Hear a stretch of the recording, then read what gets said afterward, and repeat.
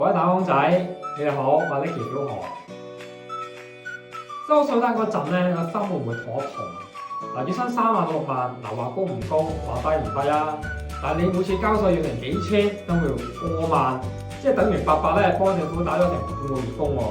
咁如果我話你聽，嗱，你而家就可以將合法將交俾政府嘅稅咧，就擠翻到你自己嘅銀包度。每年咧就最多嘅慳11000蚊以上，嗱，你做唔做啊？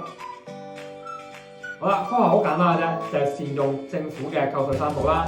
咁我咧就係自醫保啦。咁每人每年咧最高扣稅額咧就8000蚊，你買俾屋企人咧都可以扣嘅。咁第二寶咧就係合資格嘅延期年金啦。咁第三寶咧就係強積金 TVC 自願性供款。咁後呢兩者咧共用嘅上限每年咧就6萬蚊啦。咁如果加埋一齊咧，咁每年最高嘅扣稅額度咧就足有成68000蚊噶啦。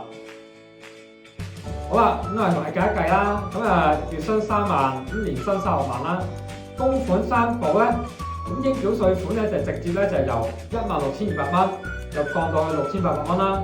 咁即刻係慳咗9400蚊噶啦。咁少交超過1半嘅稅添。好啦，咁而月薪6萬蚊、72萬嘅打工仔咧，咁邊際稅率咧就17% 啦。咁直接咧就幫你慳咗咧就成11560蚊噶啦。咁即係相當於咧你投嘅錢就即刻賺翻17% 冇風險嘅回報啦。好啦，係咪先？嗱，有兩個陷阱咧要注意嘅。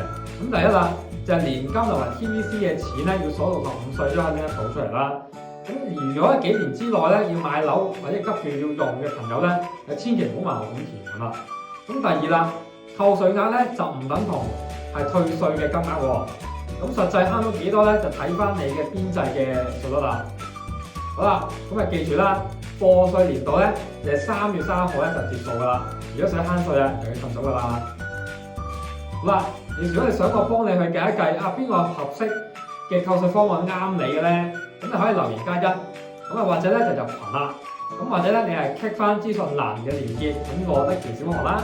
咁記得訂閱撳鐘仔、點讚、like 同埋 share 俾身邊你嘅打工仔朋友啦。咁我哋下條片再見咯喎，拜拜。